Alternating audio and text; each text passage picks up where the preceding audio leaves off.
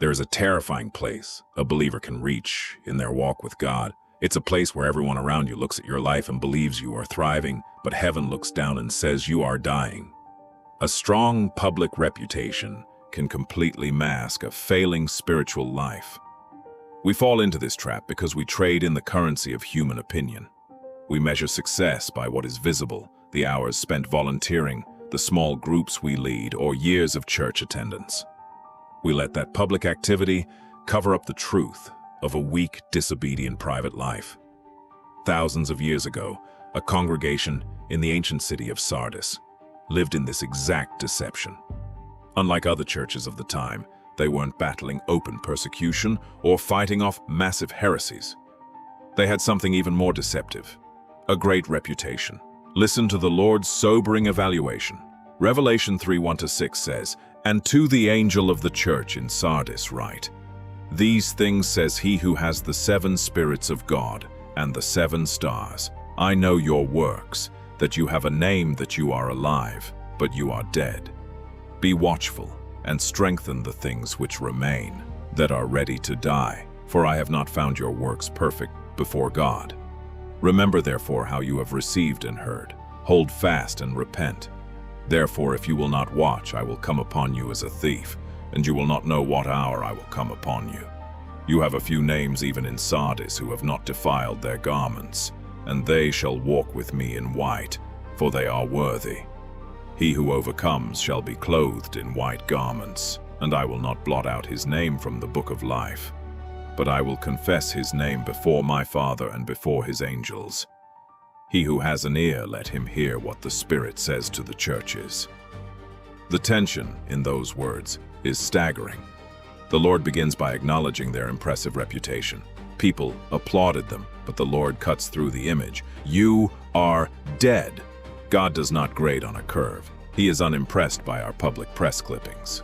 While everyone else is applauding our visibility, He is examining our readiness. The gap between human metrics and heaven's evaluation reveals why Sardis was in trouble.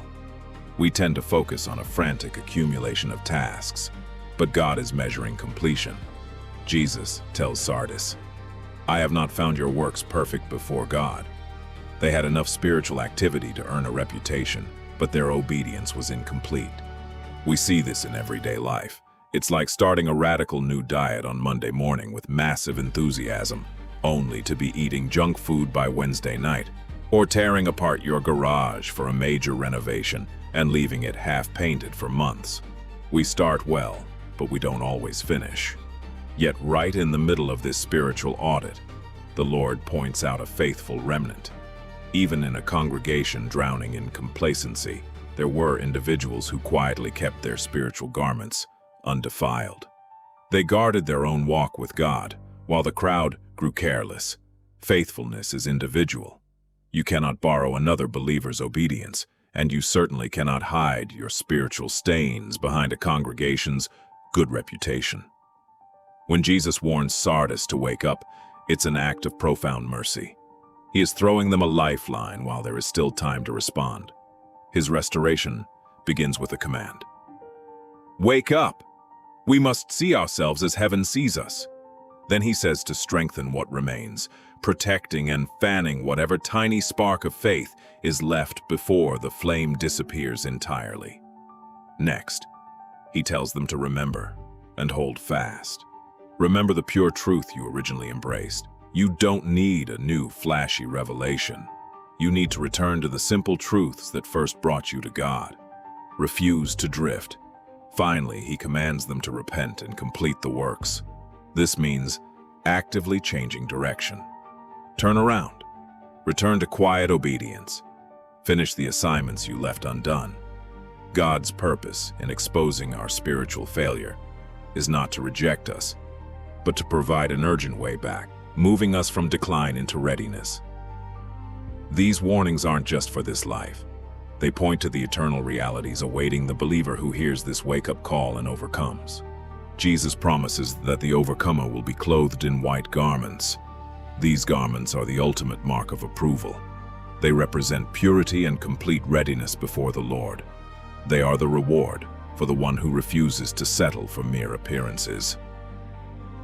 The message of Sardis presents a choice between two names.